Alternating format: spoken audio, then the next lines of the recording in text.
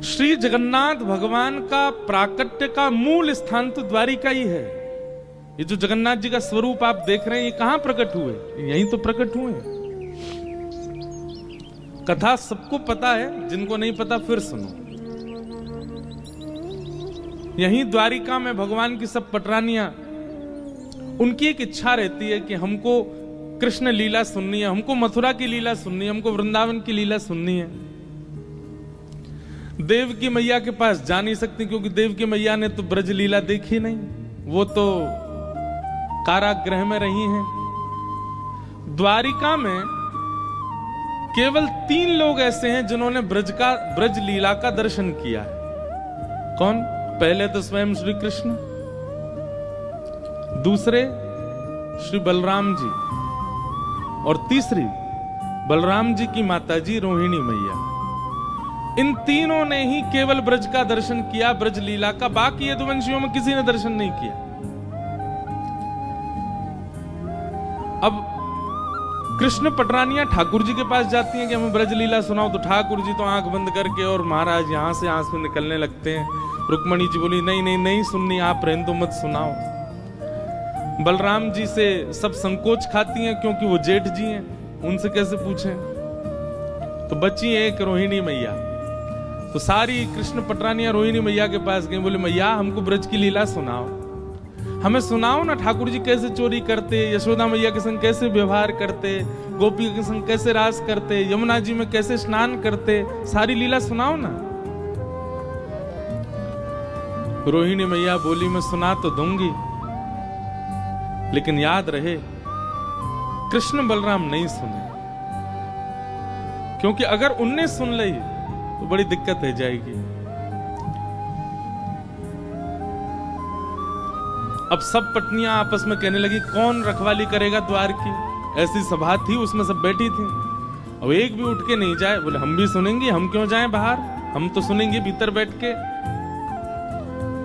तभी वहां भगवान की बहन सुभद्रा,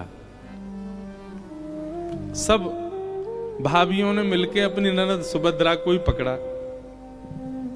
वो देखो हम जीवन भर आपकी सेवा करती हैं, आप हमारी ननद हो, आज तक कुछ मांगा नहीं, आज पहली बार मांग रही है, मान जाओ। सुभद्रा जी बोली क्या करना है? बोले हम सब यहाँ कथा सुन रही हैं, आप बाहर बैठ करके बस ये ध्यान रखना कि कृष्ण और बलराम ना आवे। सुभद्रा जी बोली ठीक, और अगर आ जाएं तो हमें संकेत कर देना ताकि कथा विश्राम हो जाए, क्योंकि वो दोनों यदि ब्रज की बात सुनते हैं तो उनको बहुत भावुक हो जाते हैं। सुभद्रा जी बोली ठीक है। बाहर द्वार पर सुभद्रा जी बैठ गई और यहां रोहिणी मैया ने सुनाना प्रारंभ किया। ठाकुर जी के जन्म से ही कथा का प्रारंभ हुआ।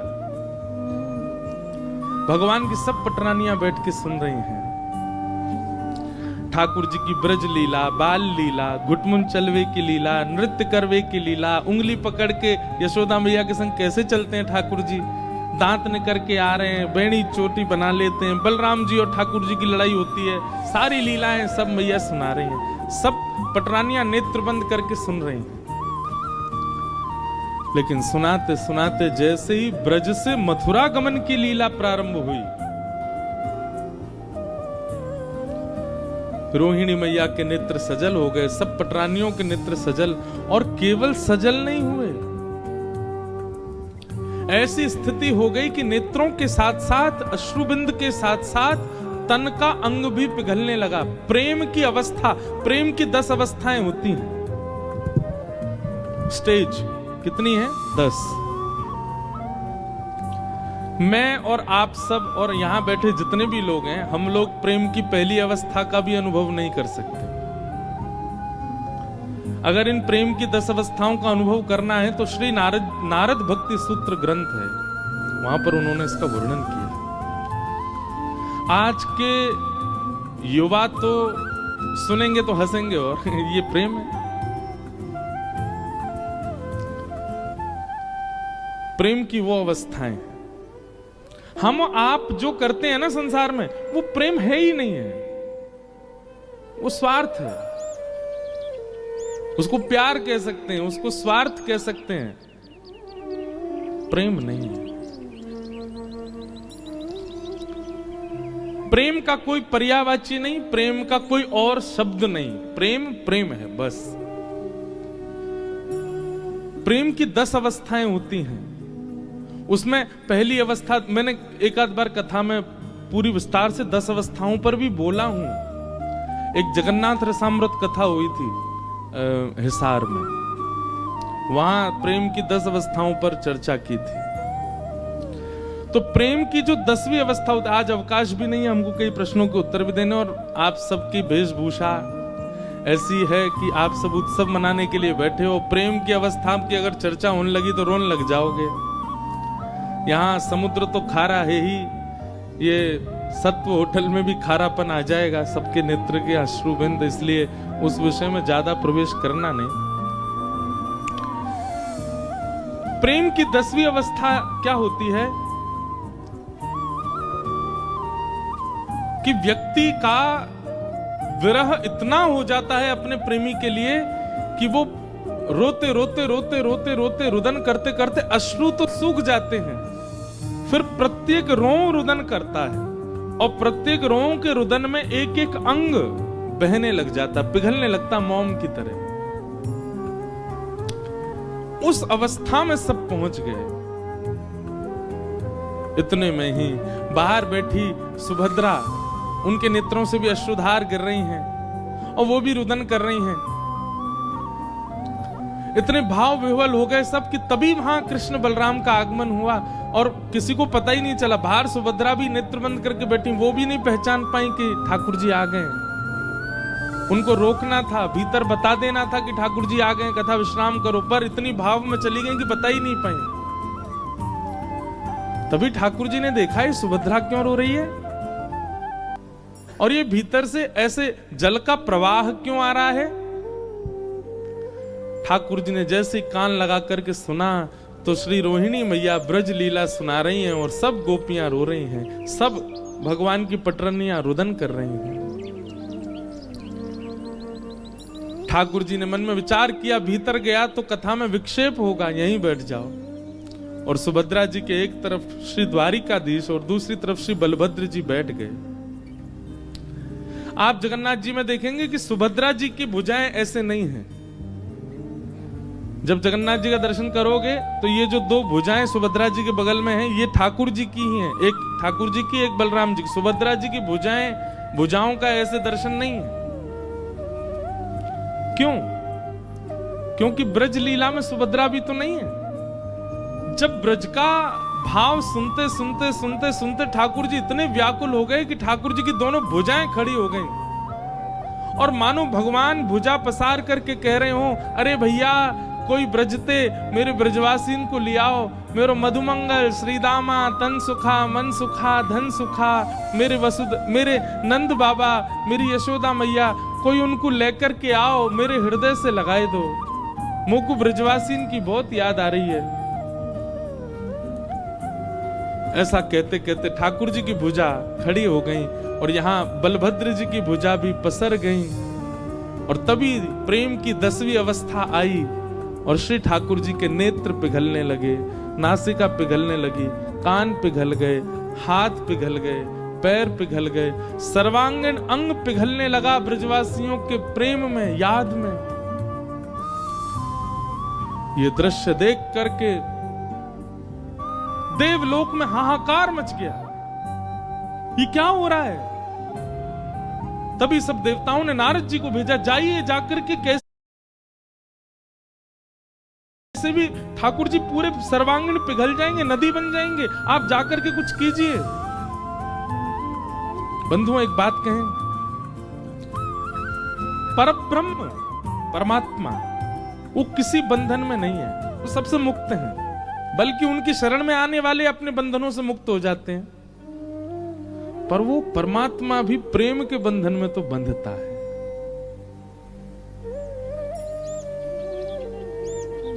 क्यों भात भरने गए नरसिंह मेहता के यहां? प्रेम। क्यों कर्माबाई की झूठी बिना नभी धुबी अपवित्र, अब ये कहना तो बड़ा गलत है, पर एक प्रकार से हमारी दृष्टि से देखा जाए, जैसे हम प्रसाद बनाते हैं उस अनुसार तो कर्मा की खिचड़ी पाने योग्य नहीं थी ठाकुर जी के, पाने क्यों जाते थे? प्रेम। जो जगत नियंता जगदाधार सबको बंधन मुक्त करता है, वह भी एक बंधन में तो है, प्रेम। ठाकुर जी का सर्वांगीण अंग पिघलने लगा। नारद जी महाराज प्रकट हो गए। अब नारद जी बोले ठाकुर जी को तो अभी छेड़ना उचित नहीं है, ये तो प्रेम की अवस्था में जा चुके हैं। नारद जी महाराज दौड़ करके कथा सभागृह में आए और भीतर आकर के सीधे रोहिणी मैया से जाकर के कहा, मैया मैया कथा यहीं विश्राम कर दीजिए। रोहिणी मैया के नेत्र खुले, आंखें लाल पड़ रही हैं, अश्रुधार से सर्वांगीण वस्त्र गीले पड़ गए। क्या हुआ नारद जी? बोले आप यदि कथा विश्राम नहीं करेंगे तो ठाकुर जी गोमती जी के बगल में एक और नदी बहने लगेगी कृष्ण, एक और नदी बहने लगेगी बलराम, एक और नदी बहेगी सुभद्रा। स्थिति तो देखो। बाहर आकर के देखा तो सर्वांगीण अंग पिघल चुका है द्वारिकाधीश का। रोहिणी मैया सब पटरानियां रुदन करने लगी ठाकुर जी की इस अवस्था को देख करके।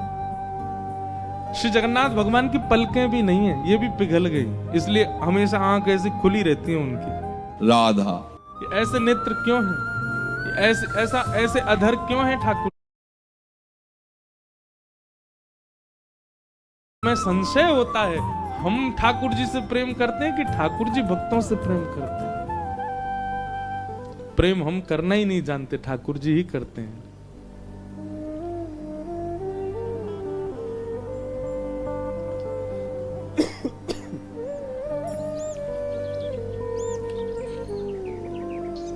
सब लोग चरणों में वंदन करने लगे।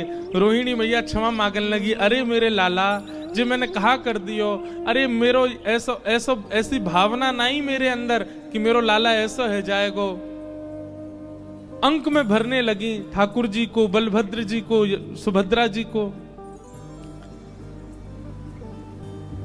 जैसे तैसे ठाकुर जी जब ठीक हुए, नारद जी महाराज कहने लगे, भगवान ये कैसा स्वरूप बन गया आपका? ठाकुर जी बोले, वो चिंता मत करो, कुछ दिन की लीला अभी द्वारिका की बची है, हम पुनः वैसे ही हो जाएंगे, परंतु इस स्वरूप को आप ध्यान से देखिए। यही स्वरूप कलिकाल में लोगों को बताने के लिए व्यवस्थित किया जाएगा, ताकि लोगों को ये बता सके कि मैं ब्रजवासियों से कितना प्रेम करता हूं।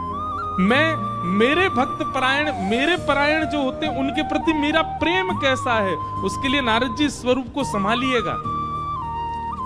एक राजा होंगे इंद्रद्युम्न नाम के, और वे मेरे स्वरूप की प्राप्ति के लिए खूब यत्न करेंगे, तब वे मेरा एक स्वरूप बनवाएंगे, और तब उस मूर्तिकार से यही स्वरूप प्रकट होगा, और यही जगन्नाथ कहकर के पूरे विश्व में प्रसिद्ध कहलाएगा। बोलो जगन्नाथ महाप्रभु